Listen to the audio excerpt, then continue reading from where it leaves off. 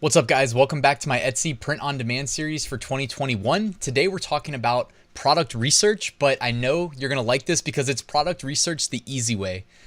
It seems like there's a new tool that's out for every single e-commerce marketplace, and Etsy is no exception. I've talked about this tool before on my channel. It's my go-to, highest recommended tool for selling on Etsy for any Etsy seller, and it's actually not just for print on demand, but obviously on this channel we talk a lot about print on demand, so we're gonna look at it through that lens. And the tool is called Alura. They have a whole suite of Etsy seller tools. I'm gonna show you everything you need to know and how to use them in this video, but the one you're probably gonna think is the coolest is the one you see in the screenshot behind me here. That's the Chrome extension, the product research tool, where you can basically perform a search on Etsy, run the extension, and you instantly get insights into how well each product in the search results is selling. So you can project basically how successful you'll be in that niche. So that's what I'm gonna show you in this video. Let's get started. Real quick reminder, if you haven't already, enter the weekly print on demand giveaway. 2 winners are selected every Sunday, and it's free to enter. It takes about 10 seconds. This week sponsored by Merch Titans Upload Automation, Merch Ninja Research Tools, All Sunsets, Premium Sunset Graphics, and Bubble Scout, the only Redbubble niche research and validation tool. There's a link in the description. Also in the description, you can take advantage of my free print-on-demand mini course, 8 lessons delivered to your inbox over 8 days, and my print-on-demand Facebook group. Also, if you missed part 13 of this Etsy series, make sure you go back and catch it. It's an important one. I'll link to it right here in the YouTube cards. And in that video, I just show you how to make thumbnails that pop in search results. If you don't have good thumbnails, you will really struggle to make sales. All right, so the reason you're here, today we're gonna talk about Alura for Etsy. As they say, self-proclaimed, tools to grow your Etsy business. And they've been expanding their tools, by the way. So ever since they first reached out, their best product or their best part of the product was the Chrome extension, but now they've added a bunch of additional things that really makes this a no-brainer for me. So I'm gonna show you how I use Alura, and you can find the link in the description if you want to support my channel. If you do end up using Alura, that would be appreciated. All right, the first one I wanna show you is the keyword finder. Now, keywords assist the algorithm in showing your product to the right customers. If you're selling Father's Day shirts, you don't want to show up when someone looks for a 10-year-old birthday shirt, right? They're two different niches. So, and I'm not trying to insult anybody's intelligence. I know you guys get that. And that's a very kind of broad concept. Like, you probably don't need a keyword research tool to find 10-year-old birthday shirts. But here's the thing. We don't necessarily in our head think of the top 13 tags that you should include, or keywords in general, in your title. So this is where it sometimes is very useful to leverage these tools that can scrape the information from Etsy, and you don't have to guess. They'll just literally tell you or tell us. So I typed in Dogecoin in this case. You can see right there at the top that it is estimating that this keyword right now gets about 37,000 views a month, 1,043 favorites. There's a lot of competition, about 7,700 products to compete with. There is about 1,200 sales a month generated.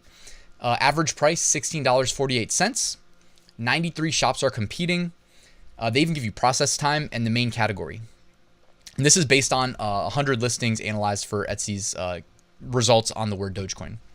Here you see the best performing keywords on the seed keyword that we provided. So the seed keyword we provided was Dogecoin. Well, what do you know? The top performing keyword is Dogecoin. Now, most of the time that's going to be the case, but here, if you want to enter the Dogecoin niche, but you don't really know anything about it, maybe you didn't know to target the keyword Doge. Maybe you didn't know it was a cryptocurrency. Well, there you go. Look at the first 3 keywords there. You can see that getting indexed on the word Bitcoin is also driving additional impressions and clicks, even though it's a Dogecoin shirt. So these things, to the moon, by the way. You want a sub niche within the Dogecoin niche? Look a little bit further than halfway down that list. It says to the moon, Dogecoin to the moon, Dogecoin gift. By the way, I have a Dogecoin right here. Check that out. It's like a real, not solid gold, by the way. Solid plastic though, Dogecoin. Got that on eBay. So what you can do is you can select these keywords from the left-hand side, and then you can hit the button at the bottom there. And it looks a little bit broken because I was like super zoomed in when I took the screenshot, but you can copy to your clipboard and then just go paste them into your Etsy tags. Also, you can click on the far right side when you hover over a keyword, and you can see the Google Trends data for that keyword, which is a good way to see if you're entering a something that's trending or something that's on the decline. All right, also they have a Productseeker tool. Now this is something that to me makes more sense if you're selling like physical goods on Etsy or on Amazon. Like this is something that I've used in the past, but mainly for my FBA business and optimized more for Amazon, but they have built one for Etsy. So let's take a look. And again, I put a print on demand slant on this, but there's a lot more potential than what I'm going to show you in the Productseeker. So this is another app that's built into their website. I mentioned you're going to love the Chrome extension. I'm going to show you the Chrome extension at the end. So you're gonna have to wait to see that one. And that one you can actually use on Etsy.com. So the Productseeker, you can provide a seed keyword. You can drill down into category. You can filter by country. In this case, I didn't do anything. I just provided a seed keyword and searched, and I searched for Dogecoin, and you can see a bunch of results here. You can also click any of those headers and it'll filter that column by top to bottom, like high to low or low to high. You can also enter additional query filters by expanding the filters, and I just wanted to show that to you here. You can exclude or include only certain categories. In this case, I selected clothing.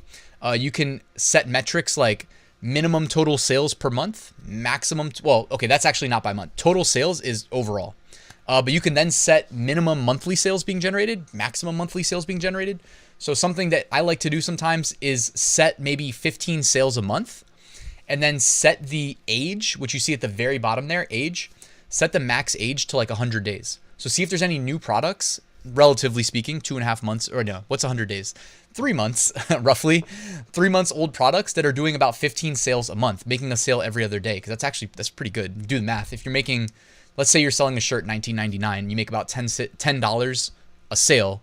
Well, that's $5 a day. That's not bad. On a 30 days in a month, that's $150 a month. So pretty good.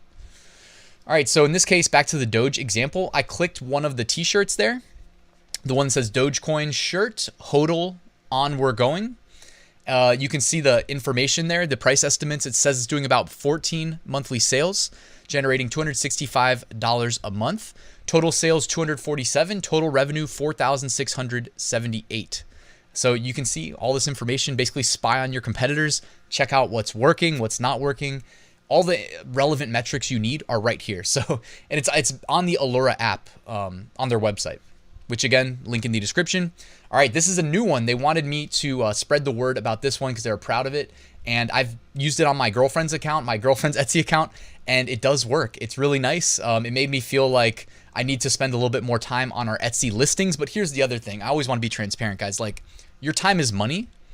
And what this thing does, this listing helper, is it's going to suggest that you spend a lot of extra time on your listings. Now, you have to decide for yourself, how is your time best spent?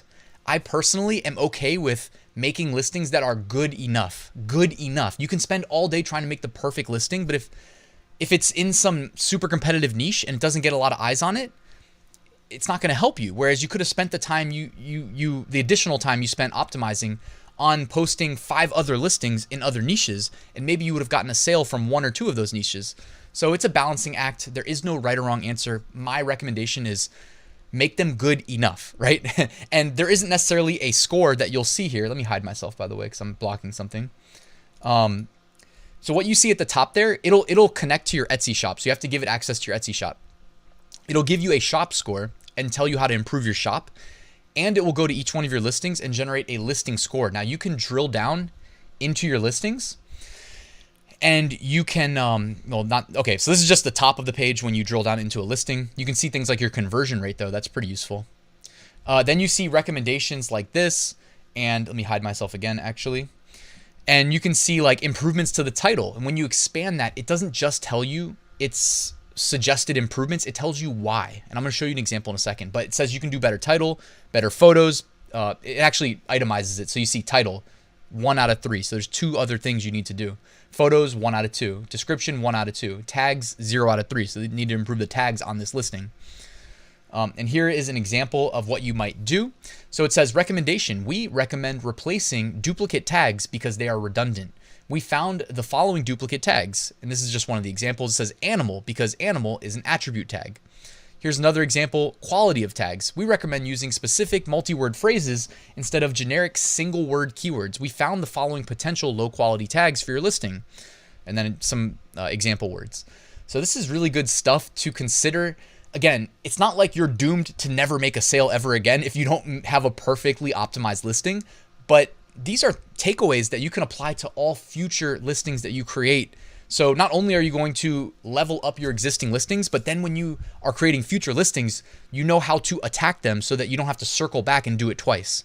So it's really good stuff. Hopefully you've also taken away a few tidbits of information from this course that I put together on YouTube.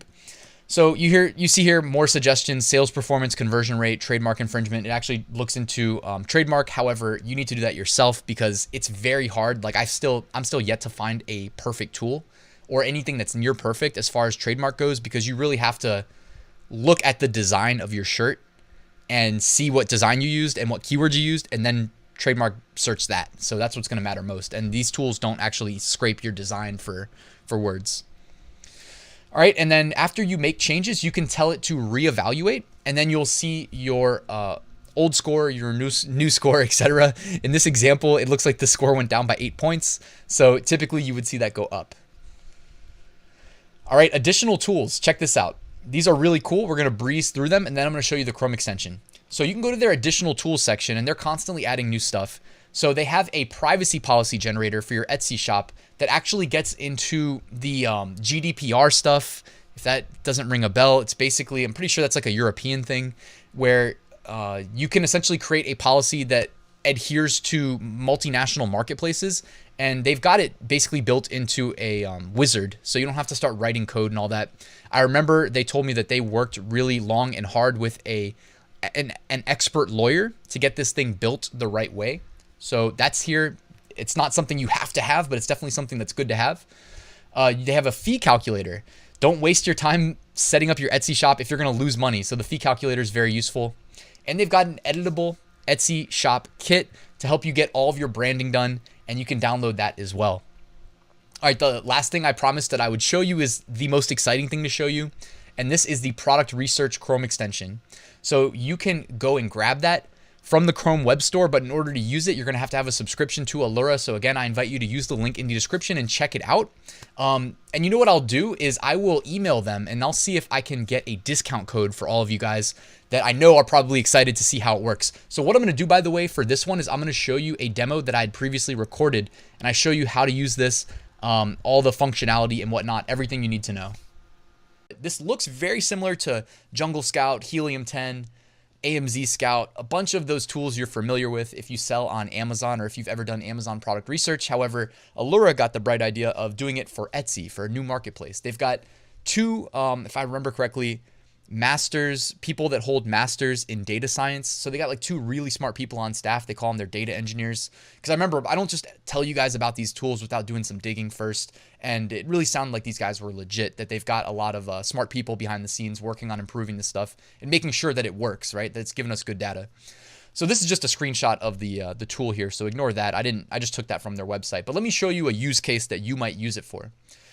So I came to Etsy. I typed in funny 2020 shirt. Then when you install the Chrome extension and you log in, you hit the little icon and it'll run the extension.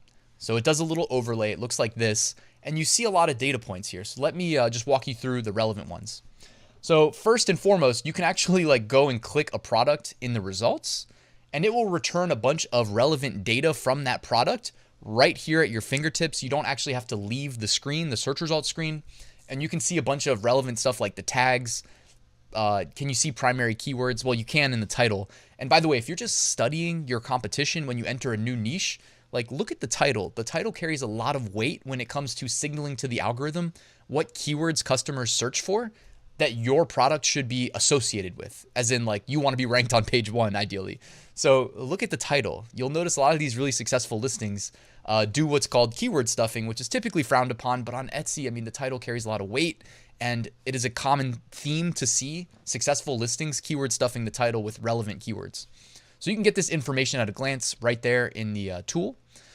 Then at the top there, you're probably most interested in those data points. You've got typical favorites, so you can see kind of at a high level, you can judge your competition. I mean, it's at a glance. Don't think too much into it, but typical favorites, 83. That's a lot of favorites. You know, that means that this is probably a pretty established niche if you see 83 favorites on average. But this is also just reading the page one results is my understanding. So page one's obviously going to have the most favorites.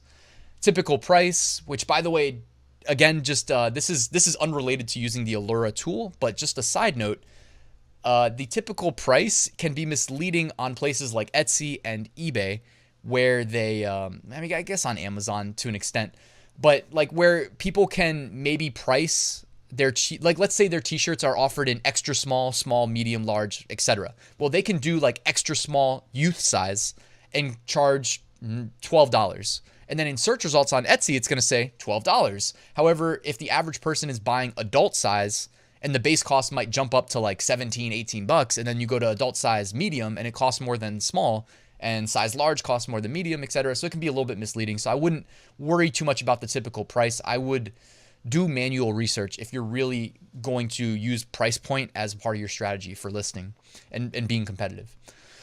Typical sales, it says 47, so that's pretty good. Good indicator there. That's good sales velocity. And score, so they give you a high level score of the seed keywords that you entered, and it's on a 1 to 10 scale. 8 is a pretty darn good score. That means it's got a lot of velocity, and I guess based on the data points available, a relatively approachable niche in that you can have some expectation of making sales should you choose to list products targeting these primary keywords, again, that you entered.